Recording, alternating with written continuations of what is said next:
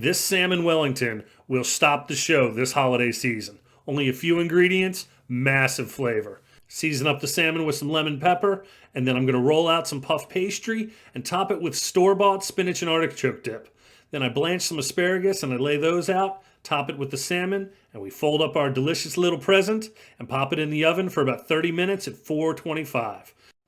While that salmon's in the oven, I like to serve this with a simple arugula salad with olive oil, honey, and balsamic. Use the ThermoPro Lightning, make sure you hit 130 degrees. Follow for more.